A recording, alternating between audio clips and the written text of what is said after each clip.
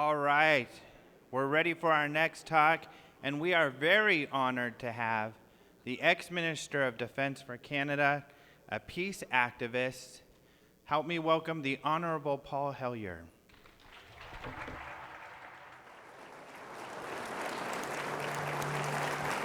Thank you. Thank you very much, Alejandro.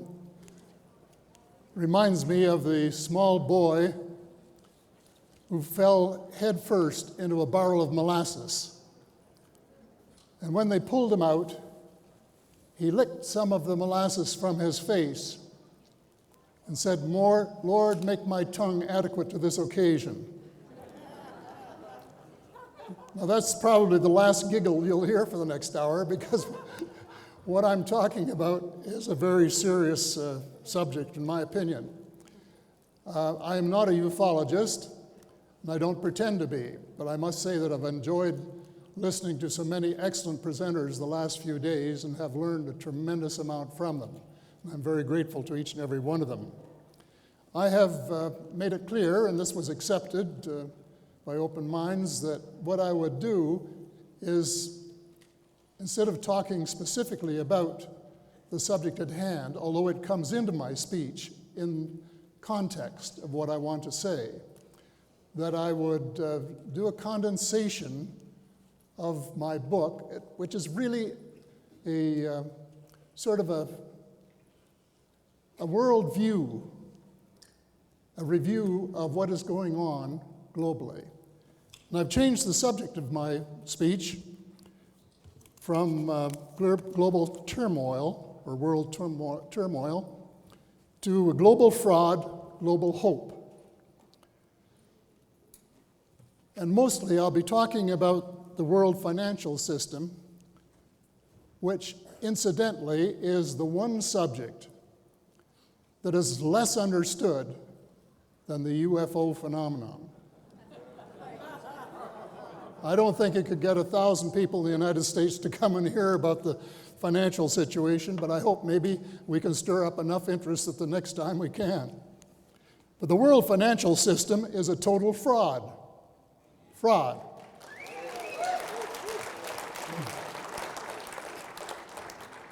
It is one gargantuan Ponzi scheme, no better than the one Bernie Madoff used to swindle his friends and neighbors, and thousands of times worse if you add up the total number of victims it has ripped off over countless generations.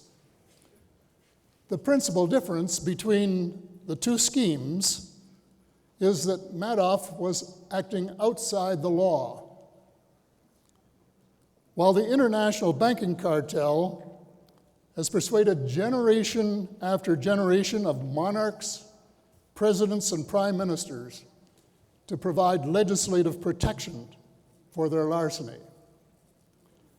The bank's Ponzi scheme is very simple. They lend the same money to several people or institutions at the same time and collect interest from each one of them.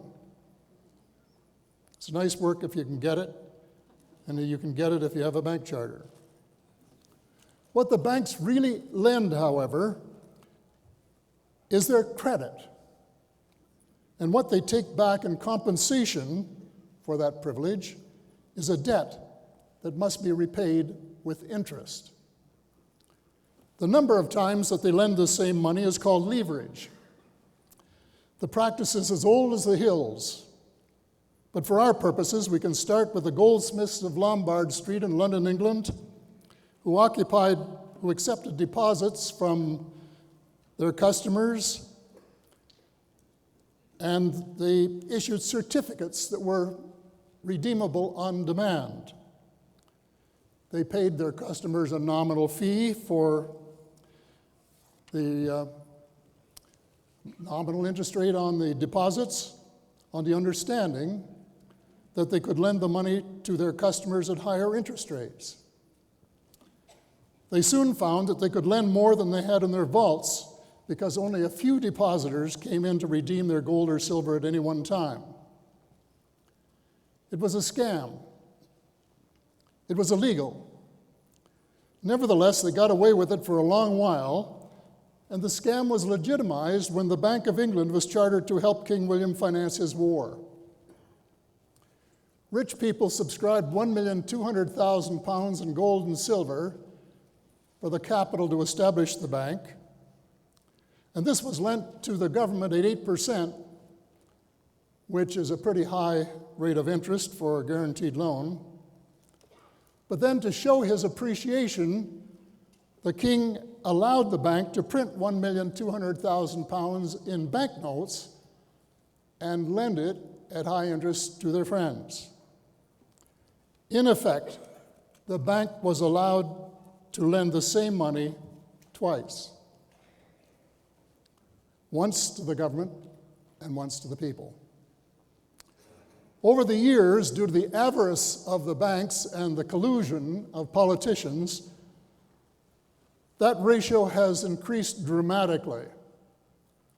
In the early days of the 20th century, for example, federally chartered banks in the United States were required to keep a 25% gold deposit, gold backing for their deposits, and in effect, they were allowed to lend the same money 4 times. When I was younger, Canadian banks were required to keep a reserve of 8% cash, which allowed them to lend the same money 12.5 times.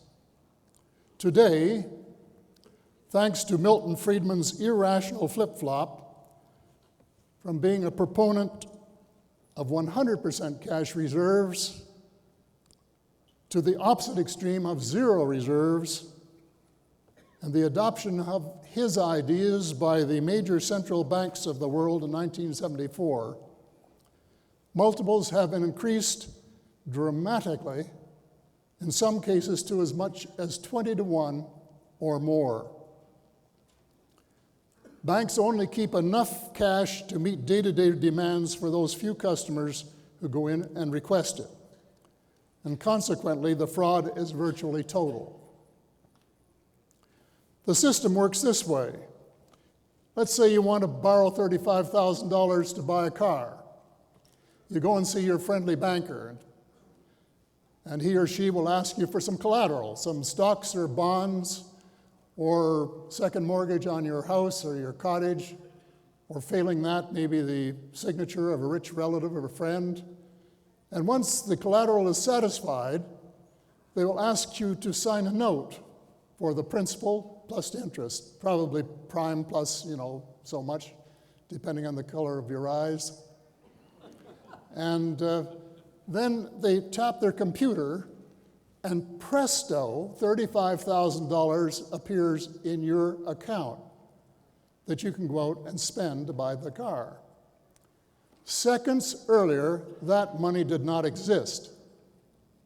It was created out of thin air, so to speak. Well,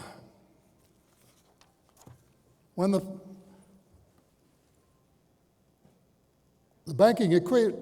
way the banks make their money is what they call the spread. If you leave the money there for a while until maybe the new models come out or something like that, they'll pay you 0 or maybe 0.25% interest on it compared to the high interest rate on your note. And they make their money on the difference. The banking equation is a species of double-entry bookkeeping, where your note becomes an asset on the bank's books, and the new money that was deposited to your account is a liability. At some point, however, you have to pay back your note. You have to pay it off, plus the interest that's outstanding. And not only that, but everyone else who has borrowed from the banks, including governments, which, by the way, own the right to print money, but have irresponsibly, in my opinion, handed the right over to an elite group of private bankers. Anyone who defaults is in trouble. big trouble. Individuals who default will have the assets they pledged as collateral seized by the banks. Governments that are in danger of defaulting will be forced to borrow from the International Monetary Fund, which will then tell that government how to run its affairs, including cutting back on services and selling off public assets to the international vulture capitalists. In reality, then, the banks have turned the world into one humongous pawn shop. You hawk your stocks, bonds, house, business, rich mother-in-law, or country, and the banks will give you a loan based on the value of the collateral. A world system where all the money is created as debt is a perpetual disaster in the making. It is like a giant balloon that the banks keep blowing up and filling with debt until it gets so full that we can no longer carry the debt load. And then it's like a balloon with a pin stuck in it. The system crashes, and thousands and sometimes millions of innocent people lose their jobs, homes, farms, and businesses. Almost any high school student should be able to see that any monetary system based on debt creation is totally insane. The total world debt, mathematically, is always tending toward infinity. And there is no possible way of paying it off. The real money, that is legal tender, to pay it off just doesn't exist. And the real economy, Main Street, that depends on cash to grow, shifts into low gear whenever the supply of credit money dries up. Not surprisingly, there have been 25 recessions and depressions in the United States since 1890. In several cases, including the Great Depression of the 1930s, which I remember well, and the current Great Recession, the evidence indicates that the meltdown was anticipated by a few insiders who helped trigger the catastrophe. In the wake of the Great Depression, the U.S. Senate Banking and Currency Committee report that became widely known as the Pecora Report indicated that there were insiders who benefited from the crash. And I quote, "Legal chicanery and pitch darkness were the bankers' stoutest allies," Pecora wrote in his memoir. Similar allegations were evident in Charles Ferguson's damning documentary Inside Job, relating to the 2007-2008 meltdown. And if any of you haven't seen Inside Job and you can get a look at it, I would urge you to do so. These reports and other historical evidence prove beyond any doubt that much of Wall Street is rotten to the core. It has become one gigantic millstone around the neck of both the American and world economies.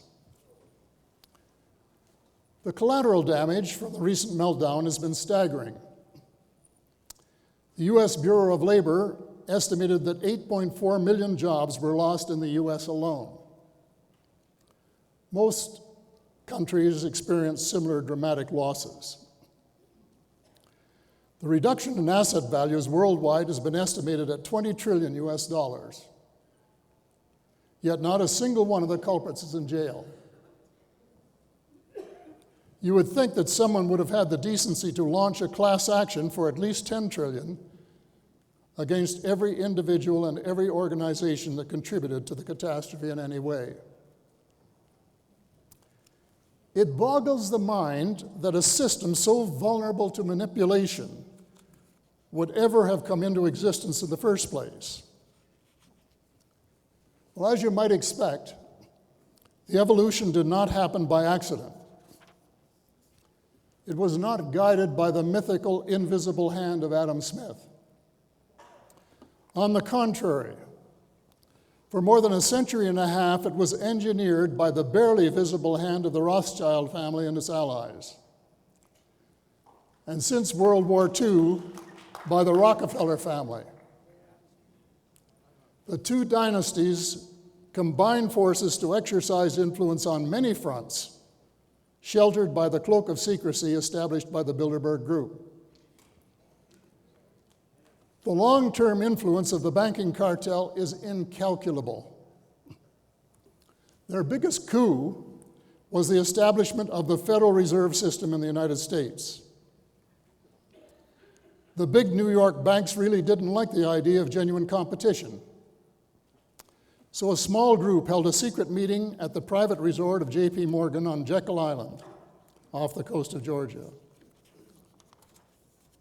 Their scheme, devised by Paul M. Warburg and subsequently adopted by Congress, is a legal private monopoly of the U.S. money supply, operated for the benefit of the few under the guise of protecting and promoting the public interest. It is a tribute to the skill of the international bankers that they were able to draft a bill, revise it, change its name, and make the few window dressing compromises necessary to get it adopted by Congress just before Christmas, when quite a few representatives must have been dreaming of sugar plum fairies instead of exercising due diligence. Only Charles Lindbergh Sr. seemed to grasp the significance of what was going on. To put it bluntly, the Congress transferred its sovereign constitutional right to create money to the sole custody of a group of private bankers. The magnitude of the hoist is unprecedented in the history of the world. The numbers now are in the high trillions. Soon after the bill was passed, the magnitude of the tragedy began to be recognized.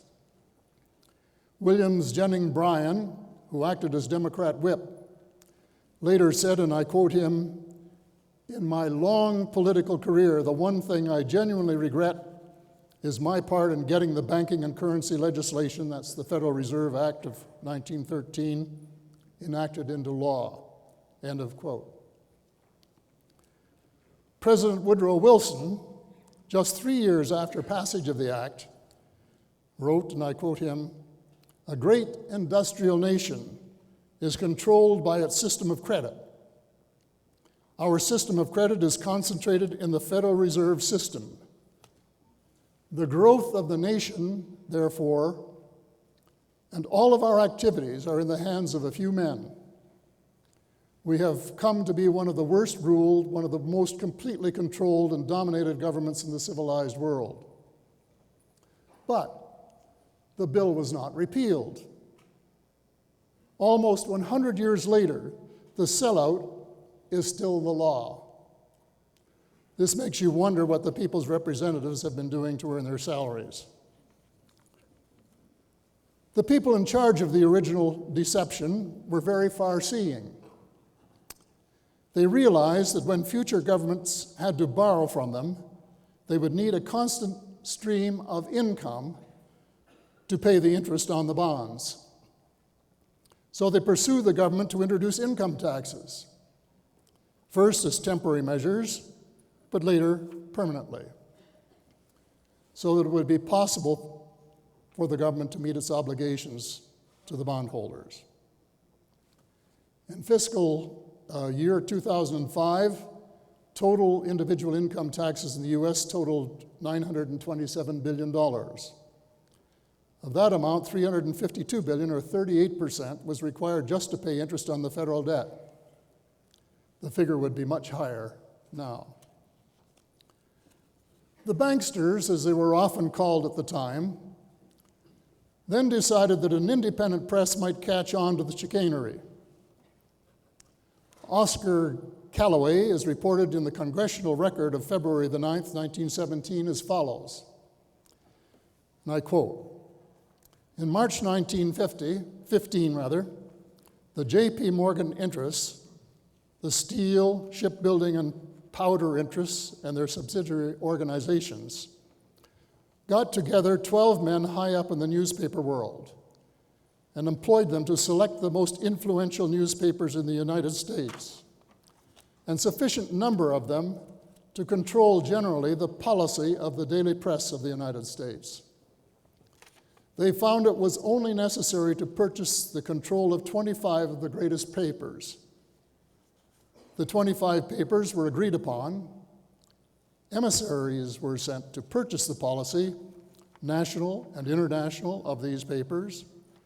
An editor was furnished for each paper to properly supervise and edit information regarding the questions of preparedness, militarism, financial policies, and other things of national and international nature, the ones that were considered vital to the interests of the purchasers, and in brackets, and to suppress everything in opposition to the wishes of the interests served, end of quote. It has been suggested that the Bilderberger Group may have taken a leaf from the Morgan precedent to protect their interests in the late 20th and early 21st centuries. That is impossible to prove because its members are sworn to secrecy and the press won't report on its meetings. Could it be mere coincidence that the monetary system, the downside of globalization, and the decades-long cover-up of the extraterrestrial presence and technology, especially the clean energy sources that would impact the value of oil stocks, the three subjects most directly beneficial interest to the banksters, are the three subjects that the mainline press have avoided like the plague.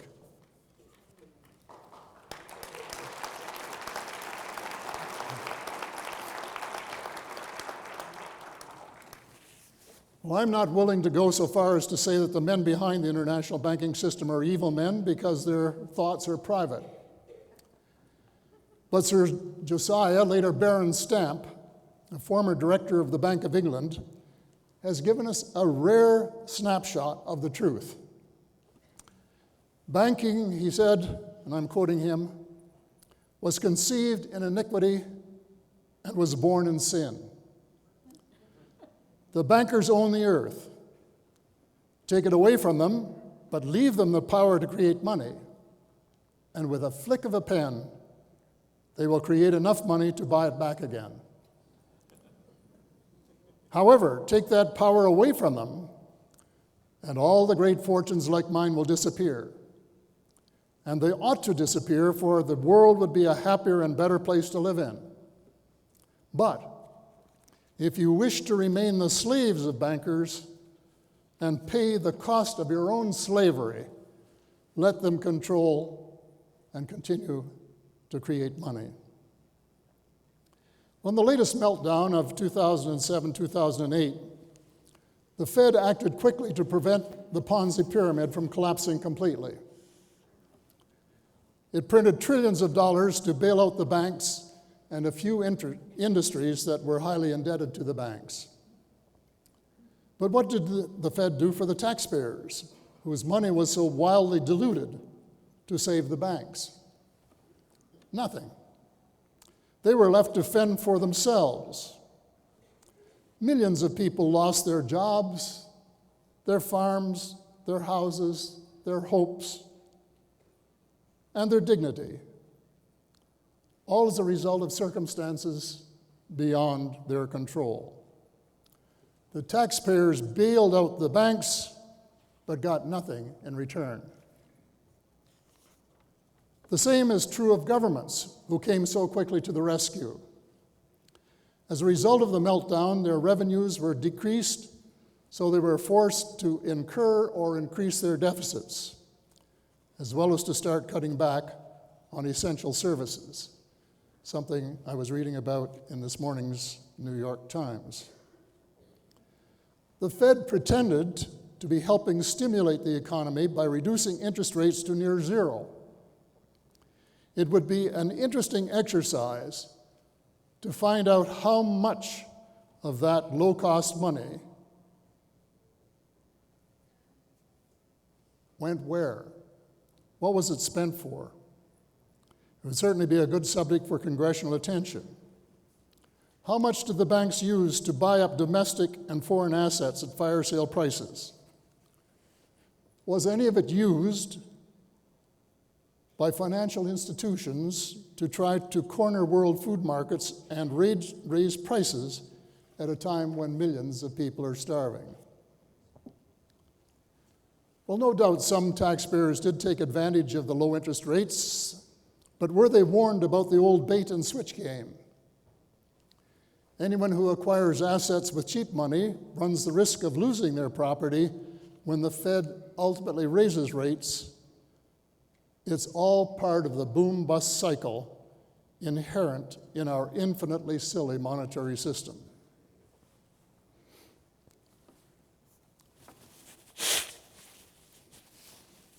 What does this have to say about the economics profession? What it really says isn't fit to print. Someone said that if you put 20 economists in a room, you will get 21 opinions. That is not my experience. If you get 20 economists together, they are likely to give you one stock answer, or at most two. And if there is one dissenter, he or she is likely to be drowned out by the 19, squawking like a flock of parrots the words memorized from their professors' mouths. Well, I have witnessed the herd-like mentality firsthand. When I was first elected to the House of Commons in 1949, there were only a handful of Keynesians in Ottawa. 20 years later, everyone was a Keynesian, including, I am told, Richard Nixon. At that time, there were only a few monetarists around, but they spread like mushrooms and soon dominated the economic landscape. It reached the stage where Keynes was anathema, and it was almost impossible to get a tenured position in a school of economics unless you were part of Milton Friedman's monetarist revolution. Apparently, little, if any, thought was given to the possibility that neither Keynes nor Friedman had got it right. The former was a bit closer to reality than the latter, but both theories foundered on the rocks of one inescapable truth. Both assumed that the economic system is self-correcting. Yet more than 2 centuries of experience has demonstrated clearly that it is not. Someone has to be at the tiller, charged with steering clear of the shoals and rocks of economic disaster. And that person has to be someone who is responsible to the people and not the self-governing, self-serving boom-busters. While bank reform is the most urgent problem facing the world today, it is global warming that has equally or even greater long-term consequences. It is a total fraud to pretend that we have 30, 40, or 50 years to reduce greenhouse gas emissions. There are reputable scientists who think that we have already crossed the Rubicon. Even if that is true, we can't roll the clock back. We can only influence the present and the future. Each of the past 3 decades has been the hottest on record. According to a report released in July 2010 by the U.S. National Oceanic and Atmospheric Administration, all of the indicators are worrisome. And that included data measured by 160 research groups in 48 countries. The data shows that sea levels are rising. Snow cover in the Arctic melts earlier. The average air temperature is rising. Ocean surface temperatures have been rising also. The summer sea ice is declining. Sea air temperatures have been rising. For 19 years, glaciers have lost mass. Land air temperature has also been rising, and this is all a global trend. All of this puts the lie to the propaganda of the oil industry aimed at creating doubt about the reliability of the scientific data. Taking a leaf from the tobacco industry, which managed to create doubt about the safety of their products years after they privately knew the facts, the oil industry has been attempting to raise doubt about the urgency of replacing fossil fuels with clean energy. And with considerable success, I regret to say. In their case, however, the stakes are higher. It was a tragedy that so many people lost their lives through lack of sound information about the consequences of smoking. In the case of global warming, however, many times more people will have their lives put at risk. Still, the oil cartel is making plans as if nothing was going to change, and that we are going to be stuck with a fatal oil economy for decades until the damage is irreversible. But let me say, it is too late for more offshore drilling. It is too late for new developments in the Alberta oil sands. It is too late for more noisy windmill farms. The transition must start now with a 10-year deadline. Is that possible? Of course it's possible, but only with the kind of mobilization essential to win a war for survival, which is really what we're talking about. One excuse for inaction has been the lack of money due to government deficits and debt. But that obstacle can be overcome in less than a year if governments and legislatures change the system and exercise their sovereign right to make what is physically possible financially possible. Heaven knows there are millions of unemployed people, workers worldwide, just waiting to rise to the challenge. The other major obstacle has been a lack of consensus on the form of clean energy to use to replace the fossil fuel economy. And that brings me finally to the subject of the day, the extraterrestrial presence and technology. It is a fraud for the government to pretend that it is not interested in UFOs. In fact, as most of you know, it has been a matter of high and probably preeminent interest for decades. As Richard Dolan told us, I think it was yesterday, an early Canadian ufologist, Wilbert Smith, who was a senior employee at the Department of Transport, where I later became minister, not long before I actually arrived there, wrote a top-secret memorandum to the Controller of Communications, dated November 21st, 1950, asking permission to set up a group to study the geomagnetic aspects of UFOs' propulsion systems.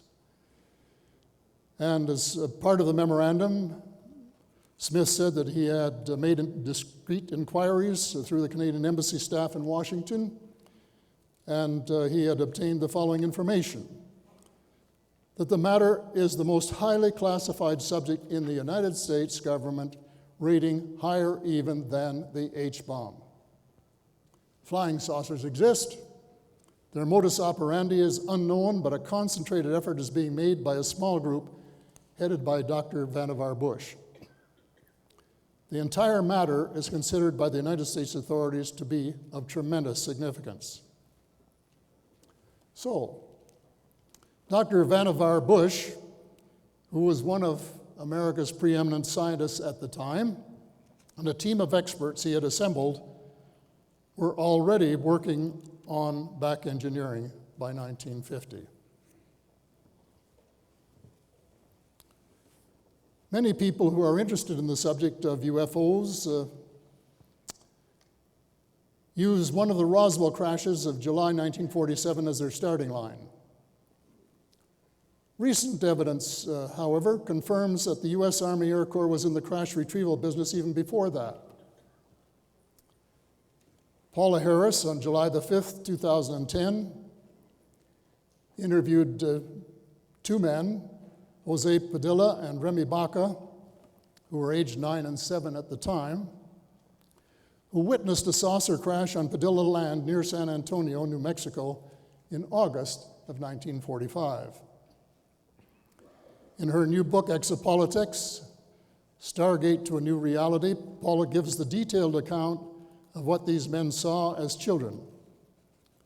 The actual crash, the creature's appearance, the pieces of the craft that they took, the military cleanup, and an in-depth analysis of the significance of the case. Well, I had the opportunity to chat with Remy Baca by telephone recently, and the thing that stuck in my mind was that when Sergeant Avila came to ask Mr. Padilla permission to enter his land to retrieve the object, quote unquote, he referred to it as, quote, an experimental weather balloon. Doesn't that sound familiar? That was exactly the same ruse that Brigadier General Roger Ramey used in reference to the Roswell incident 2 years later. Apparently, there was a considerable lack of imagination on the Army's part. In later years, the Air Force that had succeeded the Army Air Corps became much more sophisticated in its misinformation and disinformation techniques. These include having the star visitors portrayed in movies as sinister beings that we should be fearful of, probably without justification. Another fascinating case that Paula brought to my attention not long ago was that of Charles Hall, the physicist and information technology professional who worked as an airman meteorologist at the USAF bombing and gunnery range at Indian Springs, Nevada in the 1960s. Charles worked in close contact with tall whites, a species that I had been previously unfamiliar with. And over a period of months, he learned to lose his fear of the aliens who lived, worked, and played on Air Force property. In a 2-hour telephone conversation, he gave me many of the characteristics of the whites, described the scout ships in which they traveled around, and said most of them had been assembled in the United States. Furthermore, he talked about the mothership arriving on the nights of the full moon and sliding into its hangar cut into the side of a mountain nearby. It was all fascinating stuff that included the fact that the tall whites were working closely with the USAF and exchanging technology in the mid-1960s. So it is very difficult to imagine how much has been achieved in 60 years of back engineering.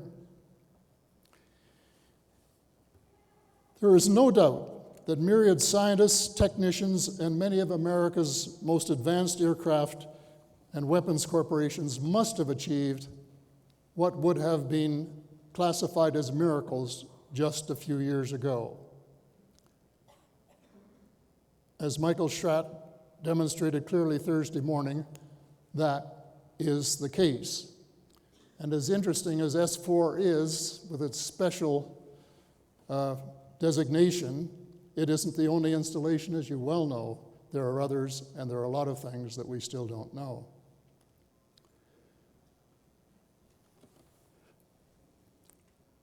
It is probably a fact that U.S. engineers working in one of the vast underground facilities have built vehicles that are virtually indistinguishable from those of other planets.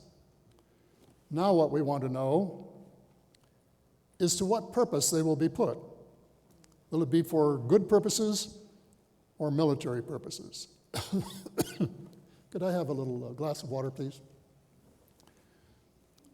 The area of discovery that is most relevant to this presentation, however, is the question of exotic energy sources. Years ago, it was reported that both zero-point and cold fusion energy had been developed. These are energy sources that could facilitate the 10-year target date and not only revolutionize the world for the better, but help preserve it as a happy habitat for Earthlings. Who's down here? Thank you.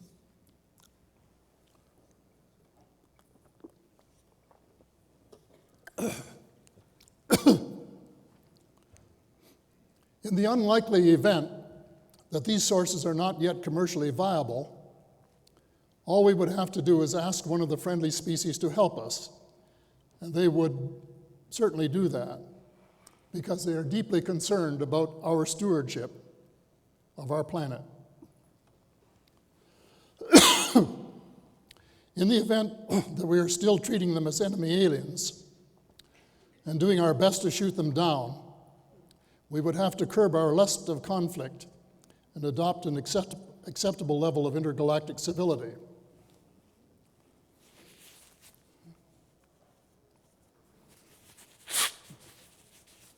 The third essential change is for us as individuals. A just and peaceful world is not possible when it is riddled with graft, fraud, and corruption of all kinds. Greed is king, and mammon rules the world.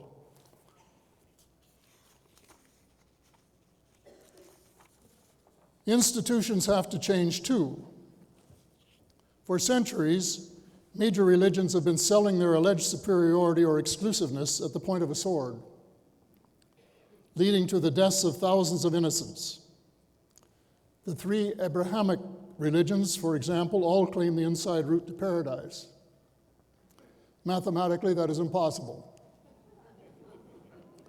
It is far more probable, mathematically, that they are all wrong and that the truth is larger and much more inclusive. Ancient and modern history both suggest that there is no hope of a just and peaceful world unless all religions and those with no religion forget their differences and start working together to build the kingdom of God on earth.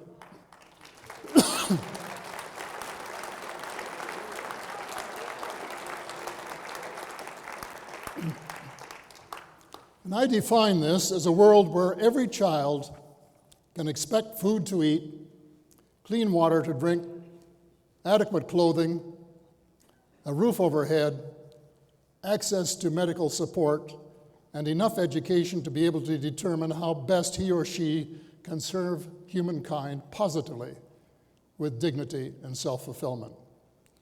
What a wonderful world that would be.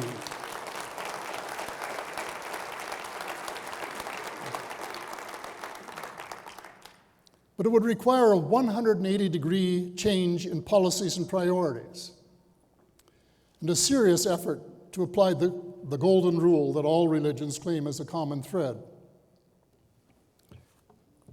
The application of the golden rule would mean an end to empire building and the pursuit of military power and advantage. The US, for example, would have to stop being its own worst enemy. The declaration of war on terror was the biggest strategic blunder I have ever seen.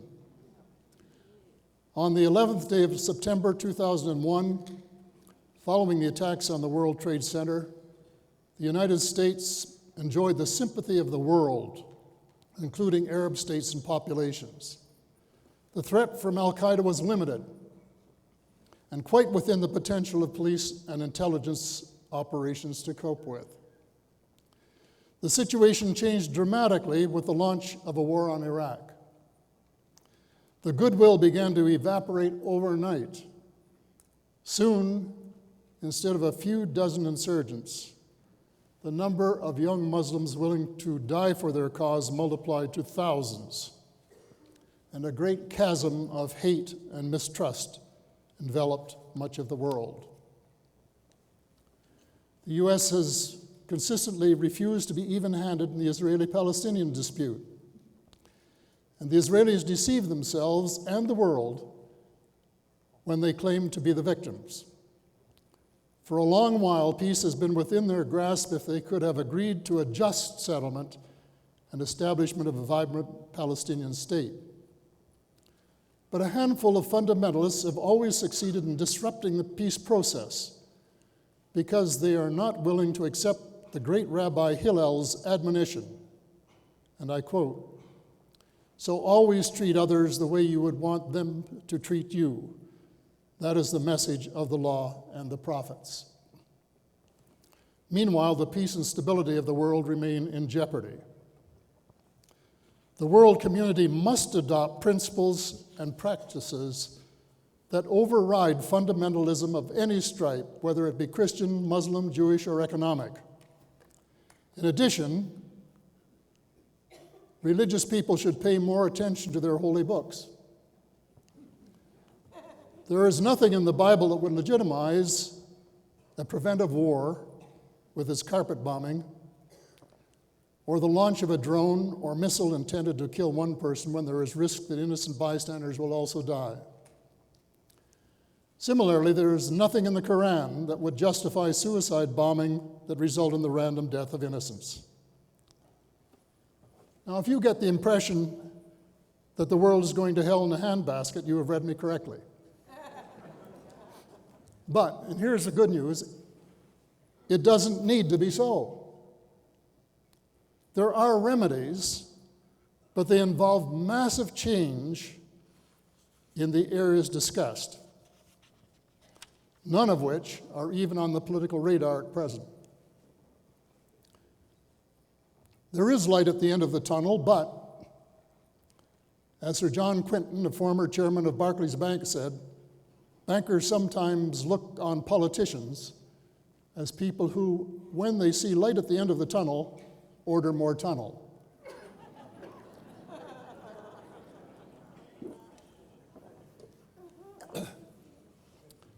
What we are really talking about is restoring democracy to countries that not only claim that they have it, but also take pride in trying to export it, even though they don't really qualify as democratic as defined in the dictionary.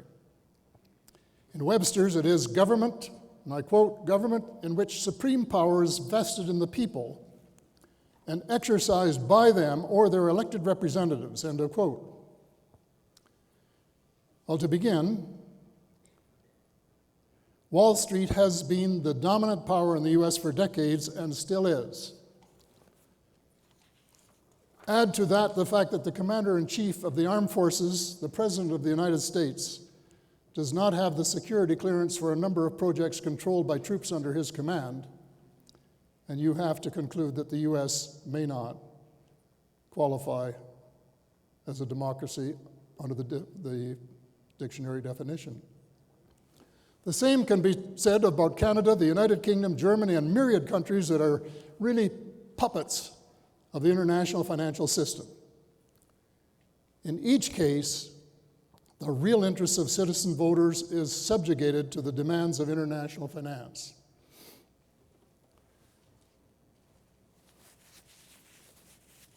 Well, there's a sad irony in reading U.S. history of the pre-revolutionary and revolutionary days. Historians often attribute the revolution to the tax on tea. On the other hand, Benjamin Franklin, in his memoirs, cited restrictions upon paper money as one of the main reasons for the alienation of the American provinces from the mother country. The U.S. won the Revolutionary War, but then lost the next critical one when it adopted the British banking system, instead of pursuing the better model their provinces had been experimenting with. For the U.S. to now inflict the British practice on countries around the world, using the International Monetary Fund and World Bank as enforcers, is comparable to the King's Edict that gave birth to the United States. So the chains of oppression have to be broken and freedom restored to citizens everywhere in the world.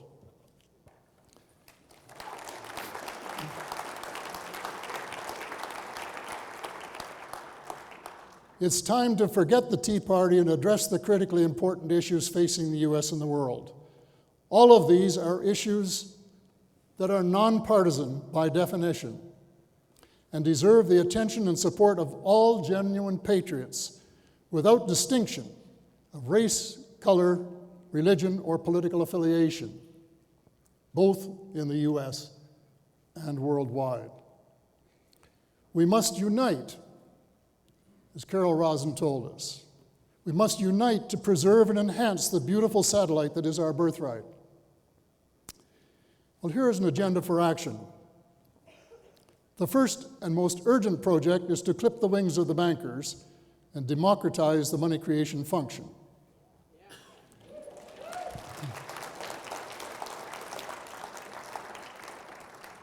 In the United States, the Federal Reserve System must be abolished and its alleged function of regulating the money supply be assumed by the federal government or an agency under its direct control.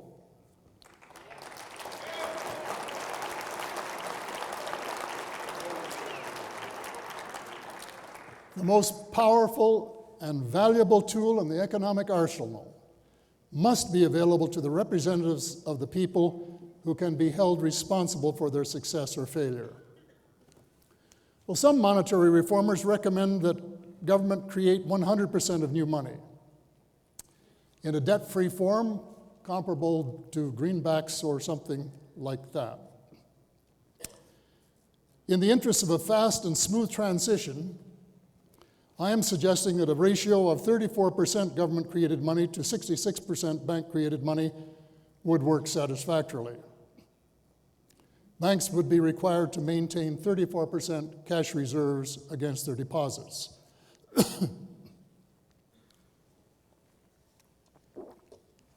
The important thing is that governments must immediately create the large sums necessary to balance their budgets and get their economies running at maximum output again.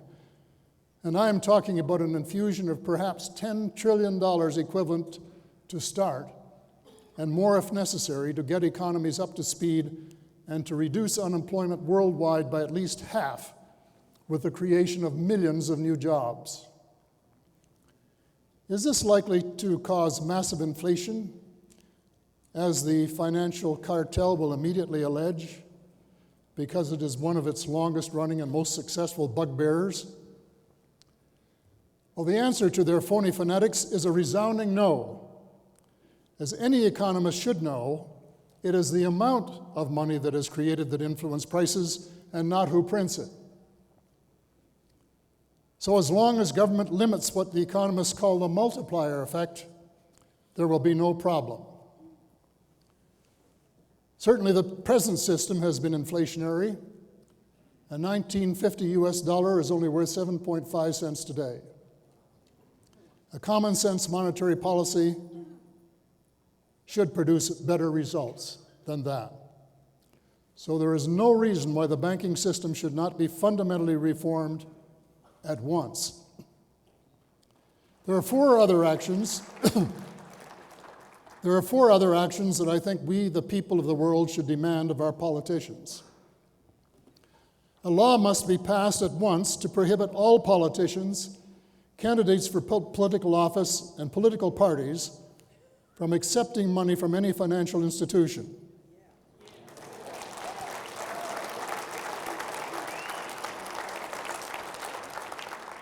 As well as make it a criminal offense for any such institution, either directly or indirectly, to offer it. World leaders must adopt a 10-year time frame to reduce greenhouse emissions by 90%. That will only be possible if the United States discloses its knowledge of the ET presence and technology and what has been accomplished in 60 years of back engineering, at least in the field of energy.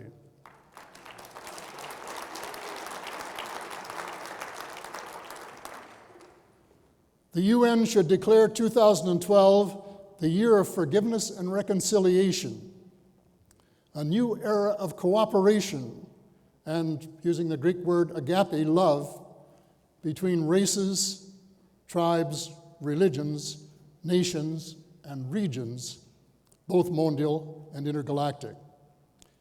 We have so much to learn from our star visitors in many areas, including medicine and food production.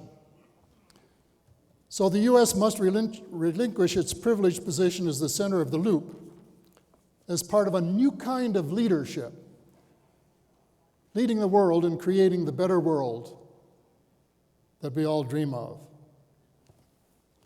Now, none of this vision of a just and peaceful world will be possible unless the all-pervasive powers of the international banks have been broken. In 1999, I wrote a book in which I said the next world war would be between the banks and the people of the world. There have been skirmishes for centuries, and so far the banks have always come out on top. They are now taking advantage of the recent meltdowns and the resulting sovereign debt crisis to line up their heavy artillery, including the International Monetary Fund, the World Bank, the Federal Reserve System, and the Bank for International Settlements for a final conclusive battle. As always, the aim of the game is to rob the people of the world of their sovereign right to govern their own affairs and to entrench the power of the international banks, their elite industrial allies, and a small cabal of military and intelligence insiders who run the world as their private fiefdom. The word unjust is too small a word by far to describe what they're up to.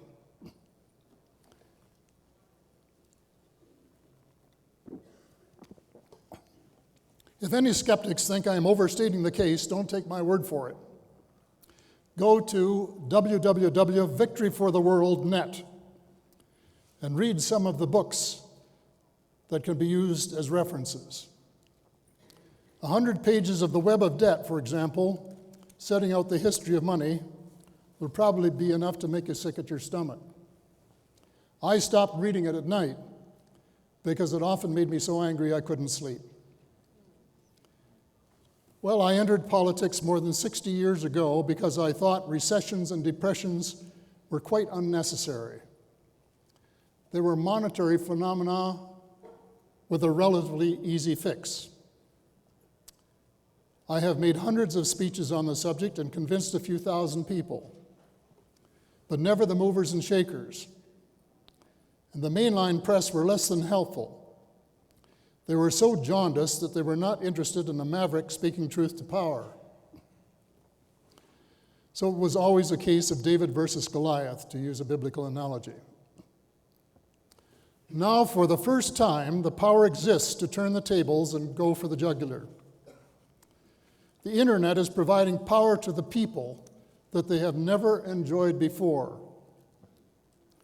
The young people of the world, in concert with the thousands of their parents and others who care about the state of the world, can use the power of social networking to effect a miracle on their own behalf and that of succeeding generations.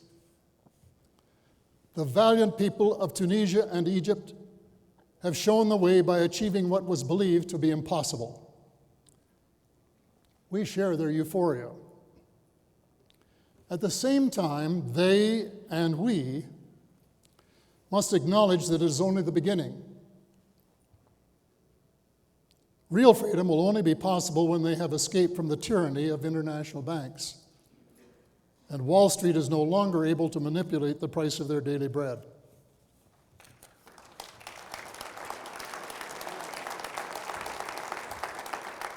Thank you. A good start might be to distribute perhaps 1 million copies of this speech and translate it into a number of languages. Then the rising generation can bombard the barricades through their social networks. Regime change is not necessary except for leaders who refuse to see the light. But concerned citizens of the world should band together and rattle the cages of all federal politicians. Tell them bluntly that they must vigorously support the above agenda or face inevitable defeat at the next election. It is a simple message, but it is the only one that they understand.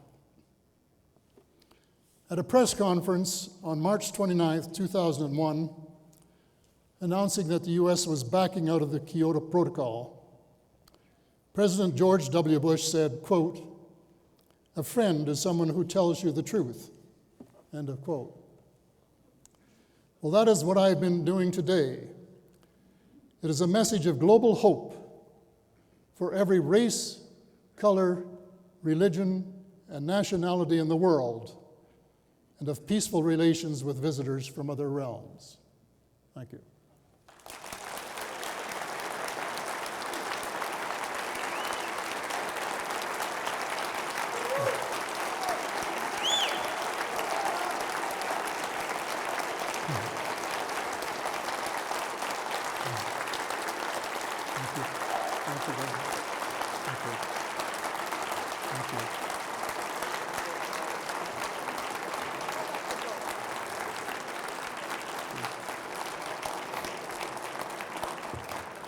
I think I have about 10 or 12 minutes left, and I'd be happy to take questions if some of you would like to have me elaborate a little bit.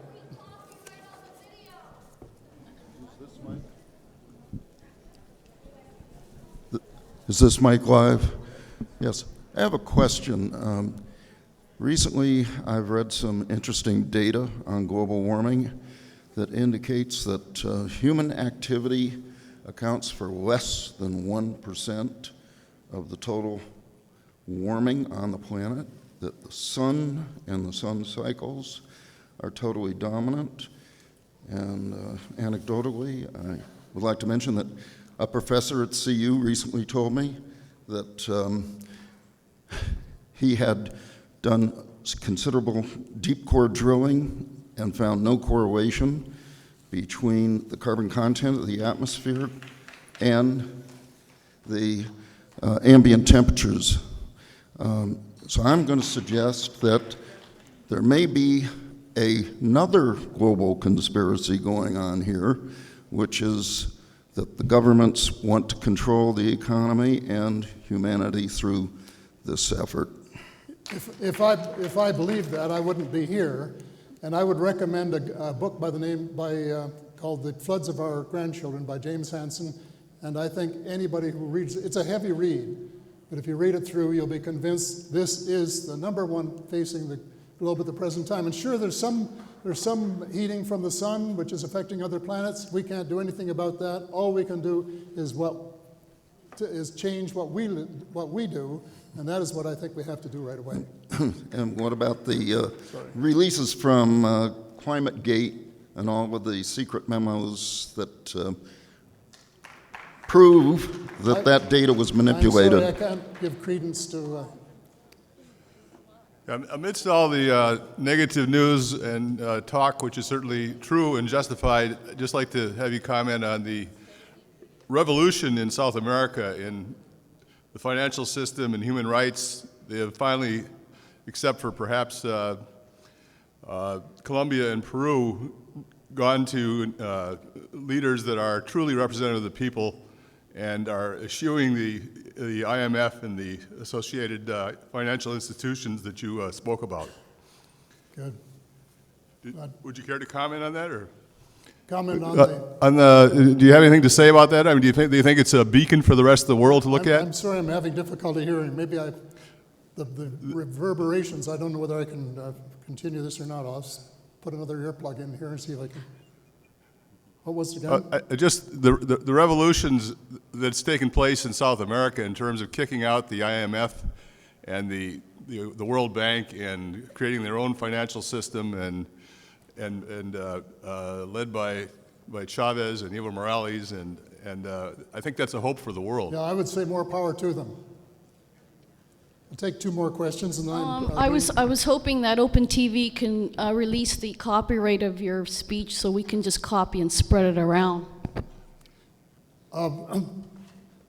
What I'm going to do, if you go to this website, we'll put the speech up on the website so that you can download it. And if you want to spread it, if you think it's worth spreading, if every one of you would download the speech and send it to 10 people and ask them to send it to 10 more, it only takes 4 steps until we get up to the 1 million people, and then you're likely to get the real change in the world that you're looking for. I'm currently reading The Web of Debt, which is basically saying the same things that you're saying right now, you know? I don't know if you're familiar with the book. I assume you are, you know? Yeah, that's the book I was referring to. Oh, was it? Elvin Brown. Do you discuss this in your book, Light at the End of the Tunnel, or are you doing another book related to the banking? Pardon me? Do you discuss this banking situation in Light at the End of the Tunnel? Yeah, I do. You do? Yeah. Are you doing any other book that you're going to concentrate more on this? Sorry? Are you going to do another book concentrating more on the banking? No, there's one book already that I republished recently called A Miracle in Waiting. Oh. And it's listed in the list on the... Is that for sale here? No, it's not for sale here, but you can get it from Amazon or from Barnes & Noble or whoever. All right, thank you. A Miracle in Waiting, and it's the one on economics. This one is more global, and it has one chapter on the subject of... This is the one I'm talking about is www.victoryfortheworld.net. Can you speak about the responsibilities that Canada has taken in this mess and what you think that they are able to do? Canada, what responsibility do they have in this and role are they playing in this? Well, they're as bad as anybody in the world. And certainly on this, we don't take the question of global warming seriously. And we're a very bad example there. We go along with the States and Australia and some of the others that are foot dragging and have been for a long time. Thank you. Aren't economic downturns planned by the government? And what's with all the gold being sold? They're not planned by the government. As I tried to point out, that often it's been the financial people, the bankers, who have triggered economic recessions. And some of them, just a few, the elite ones, benefit from it at the expense of the others that buy up the small banks and they buy up the assets at low prices and so on. They're the ones with the incentive. Okay, well, I think that's enough questions. Thank you very much. I'm going to be outside autographing books. If anybody is interested, why come out and I'll be glad to autograph your book for you.